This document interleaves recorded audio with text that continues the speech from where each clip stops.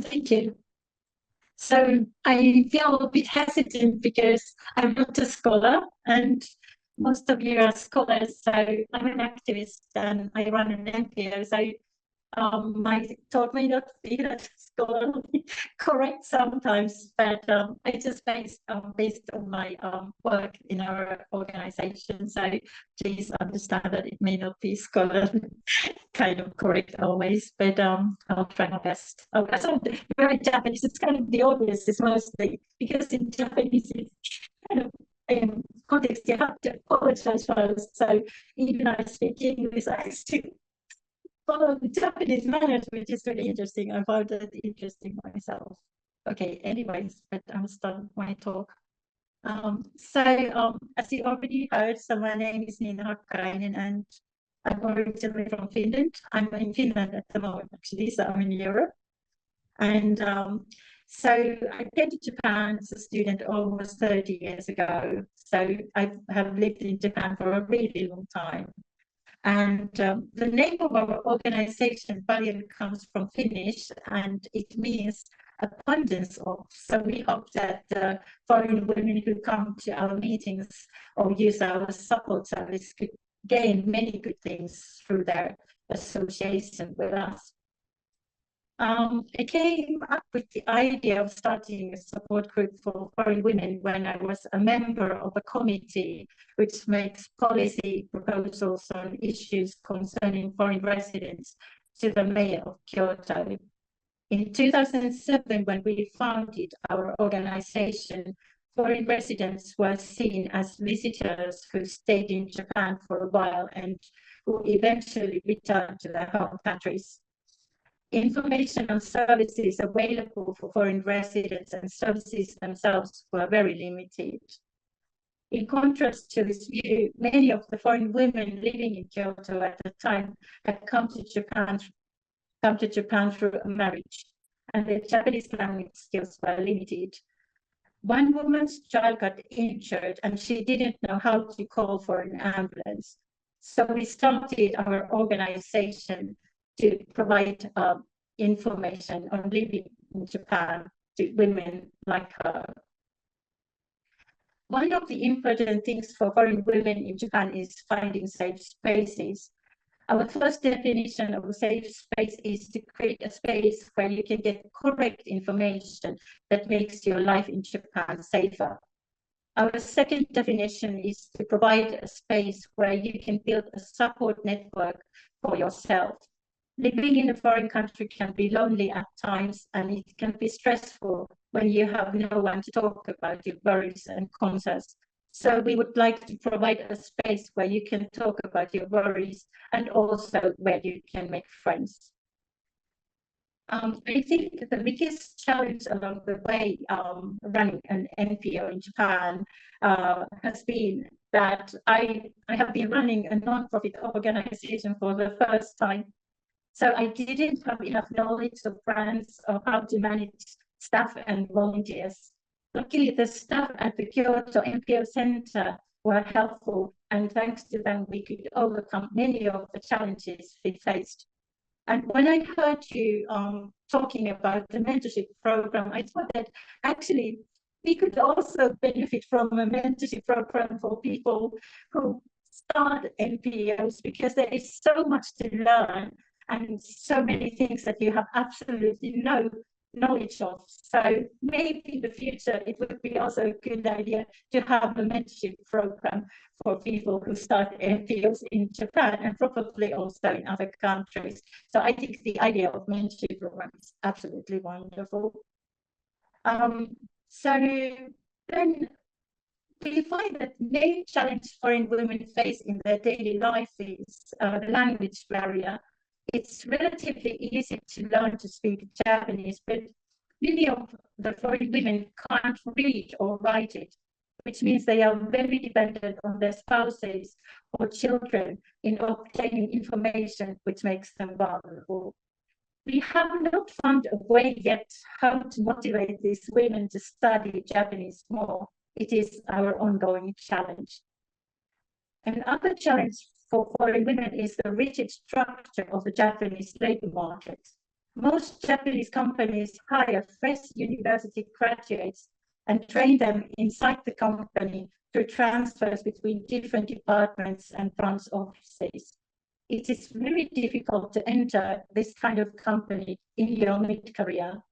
It is also difficult to transfer the knowledge and experience you have gained abroad to Japan. So too often, foreign women have to start their careers all over again in Japan, which can be frustrating.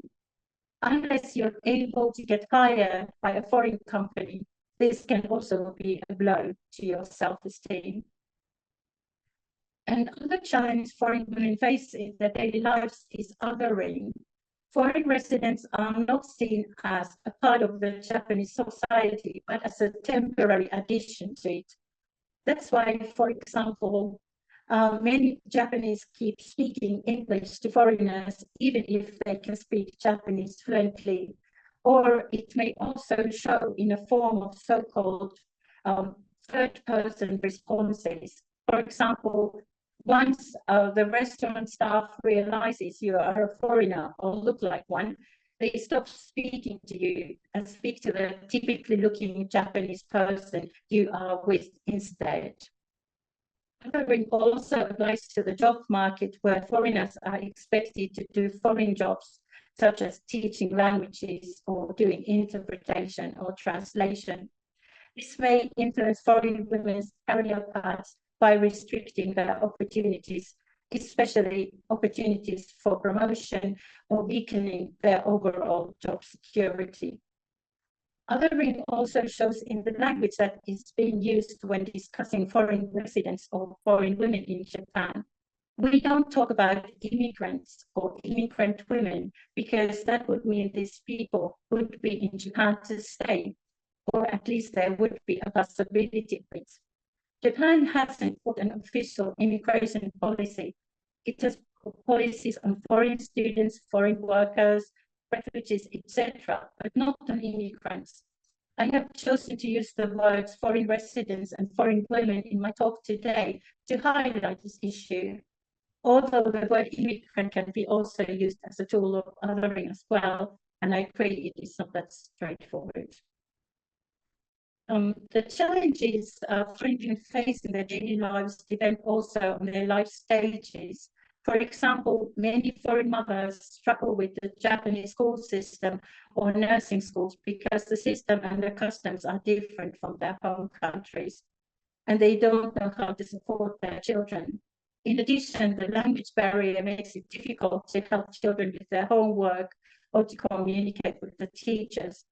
Many children of diverse ethnicities face bullying in Japanese schools, and the schools are not always equipped with tools to deal with this problem. Because of this, some foreign women have decided to move their children to other schools or international schools, but the tuitions in international schools in Japan are very high, and most families can't afford them. Foreign women may struggle to take care of their elderly parents who live in their home countries if they don't have siblings, or if their relatives are not able to contribute to the care of the parents. And when the time comes for foreign women themselves to move to a care home, there are almost no care homes where the staff could speak foreign languages. This is especially a big issue for foreign women who are single and have no children or relatives in Japan. So the issues foreign women face in their daily lives are very much related to their life stage. Then during the COVID pandemic, foreign women faced different challenges based on their language skills or jobs. We had arranged in-person meetups for foreign women, but because of the COVID restrictions, we were not able to have them anymore. We moved to meetups online, but we lost contact with many foreign women who had come to our meetups regularly before. And when we tried to analyze the reason for this, we realized that some foreign women didn't have the skills to use the internet to join online meetings, or they didn't have the language skills to actively participate in an online meeting. An in-person meeting, it was possible to assist these women more by sitting next to them and using gestures, interpretation, and etc. To address this, we decided to move some of our meetups outdoors because in Japan it was still possible to meet people outside. So we started what we called relaxed walks, where we visited beautiful places together, and we have continued these walks even after COVID. Another group of foreign women which suffered during COVID were university teachers who could only teach online. They had no opportunities for social interaction outside the internet and were stressed out.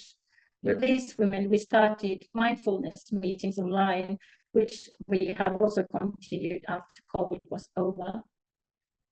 I have no experience of facing any of the major natural disasters myself. I have either been in Europe or in safe areas when they occurred. But after the Tohoku earthquake in 2011, I was in Japan. And the challenge of getting accurate and timely information was huge. I started to follow a Japanese professor of physics from the University of Tokyo to get correct information. The Japanese media was slow. The foreign media was focused on fear-mongering, and there were a lot of rumors and false information going around on the internet between the foreign residents. Our organization also takes part in spreading what is called plain Japanese, Yasashi Nihongo, which is simply by Japanese so that non-native speakers, elderly, and children could also understand important information. We try to use it on our social media and website, and we give workshops to police officers, firefighters, social workers, medical staff, and local residents on how to communicate in plain Japanese with their foreign neighbors or people they try to help. We have also arranged courses for foreign residents on how to prepare for disasters and what to do when they have actually happened. That necessary information doesn't reach foreign residents is still an issue in Japan. Just in the end of last year in our meeting, we had a European woman, a woman who had lived in Japan for 2 years, and she had never received any information on how to prepare for earthquakes. The strength of our organization is that it is run by foreign women. We have 10 staff members and only one of them is Japanese. Because we are foreign women ourselves, we are good at picking up the real voices of foreign women and passing them to local authorities and companies which provide funding. We are also good at finding the niches that no one else can see. For example, we have provided psychological counseling to Ukrainian refugees in Japan since 2022, and no other organization is providing a similar service. To make foreign women's voices heard, as the representative director of our organization, I often give public talks to local residents and university students and even school children on issues foreign women and residents face. I'm also a member of several committees and boards of directors in governmental organizations that provide services to foreign residents or make proposals on these services. To sum up, we define safe spaces as spaces where you can get correct information on living in Japan to make your life safer, and where you can build a network you can rely on during hard times. And lastly, a safe space is also a space where you can trust that you won't be harassed. And that's why our meetings are limited only to women, trans women included, and non-binary people. We have also cooperated with the police on creating subtitles for their informational videos on harassment in public transportation and stalking. And we have organized a self-defense course for foreign women with the police. In the future, we hope we could define safe space also as a physical space, a shelter where you can escape from relationship abuse. And sadly, we receive requests for help from foreign women every week.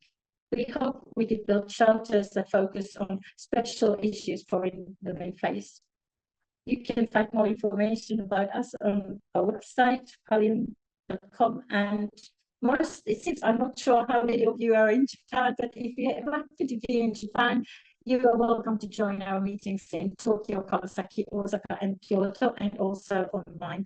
And we also welcome volunteers. So if you're interested in, please contact us. Thank you for listening.